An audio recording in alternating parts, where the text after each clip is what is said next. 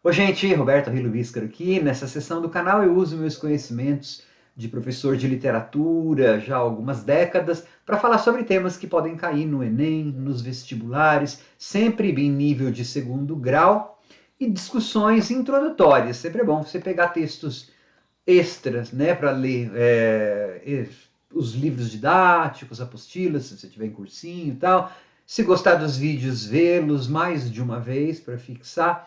Hoje a gente vai falar sobre Caramuru, o poema épico do Santa Rita Durão.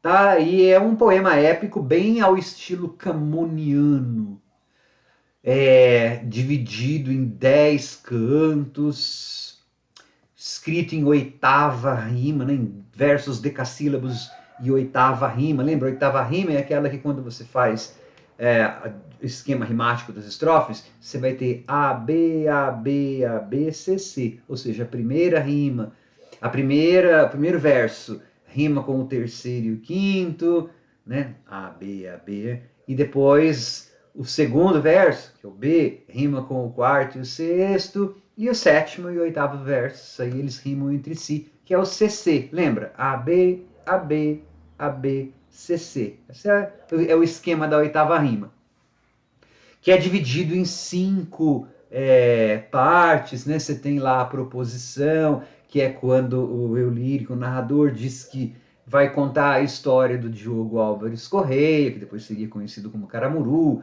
né? O Filho do Trovão. A invocação, no caso aí, o Santa Rita Durão, ele não usa mitologia grega, Camões e dos outros clássicos, ele usa a mitologia cristã, né? Então ele invoca Deus como inspiração. Então você tem a proposição, você tem a invocação, você tem a dedicatória, dedica ao José I, né? Ministro José I, dizendo que se o Brasil der certo, Portugal também vai dar certo. Aí tem a narração e o epílogo. Então, estruturalmente, o Caramuru é bem camoniano, exceto já por essa diferença que eu já falei. Ao invés de usar mitologia grega, romana, como nos clássicos, o Santa Rita Durão, como bom jesuíta que é, e defendendo os jesuítas, né, esse é um poema que vai defender os jesuítas, ele vai usar o cristianismo, certo? Antes de continuar, eu gostaria de convidá-los a se inscreverem no canal Robertando, curtir os vídeos, compartilhá-los. Eu agradeço muito. Então, o Santa Rita Durão, ele passou a maior parte da vida dele fora do Brasil, tá? E aí ele escreveu o Caramuru usando o índio, usando elementos da natureza daqui, tanto é que os poetas, os autores do romantismo, gostaram muito e, na verdade, resgataram o Santa Rita Durão, porque na época do lançamento esse poema passou despercebido no nosso arcadismo. Mas os românticos, eles gostaram muito da presença do índio e da natureza, né, tropical brasileira nesse poema. Só que assim, o nacionalismo, esse nativismo do Santa Rita Durão é ilusão de ótica, na verdade, pessoal, porque assim, o poema fala então sobre o descobrimento da Bahia, né, pelo Diogo Álvares Correia, é um náufrago português que ao ser resgatado, lá que ao naufragar com seu navio nas costas da Bahia, é capturado por índios, mas depois quando ele salva a tribo dos Tupinambás de uma invasão, porque ele dispara a arma dele, então aí ele é conhecido como Filho do Trovão. Na maior parte das vezes, o poema narra essas aventuras tal, do Diogo, mas é com aquela ideia ainda bem jesuíta e antiquada já para a época de unir catequização com exploração econômica. Então, colonialismo catequista, né? Então, o índio ele é usado mais como desculpa para uma catequese. Tanto é que o Diogo, que é o Caramuru, né? Ele se apaixona pela Índia Paraguaçu.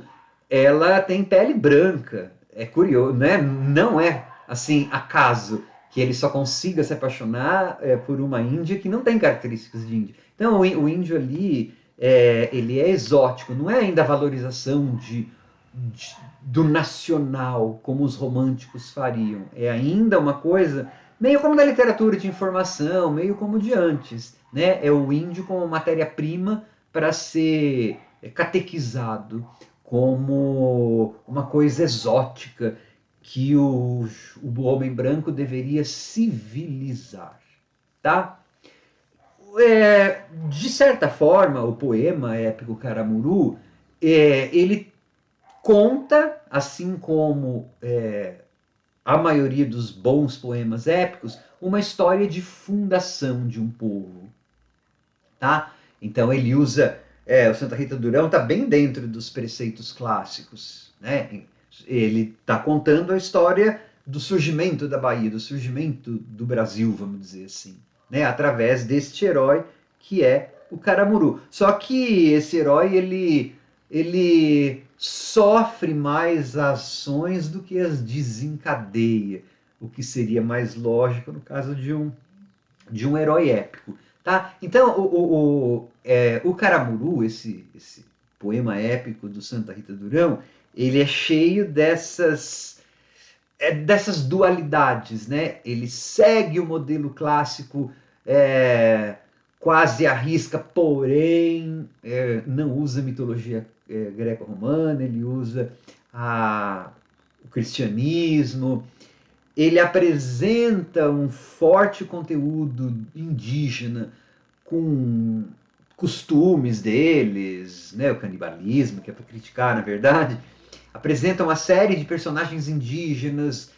a Paraguaçu, que é toda nobre, e só que apresenta isso de forma não nativista e não necessariamente realçando como positivo da cultura brasileira, da cultura latina. Na verdade, é como um objeto de catequização. Né? Ele apresenta um mito formador dentro da sua epopeia, só que esse herói desse mito fundador de uma nação, de um povo, de uma história, ele é um herói que mais sofre ação do que as desencadeia.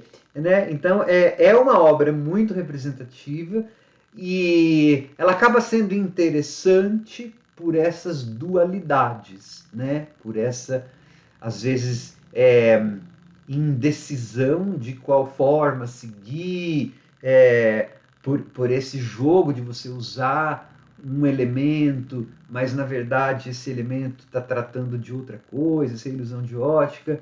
Sempre dá tenta prestar atenção, dá uma lida no resumo do Caramuru, porque de repente podem perguntar alguma coisa do Santa Rita Durão, né? E você já está mais ou menos preparado, tá bom? Tchau!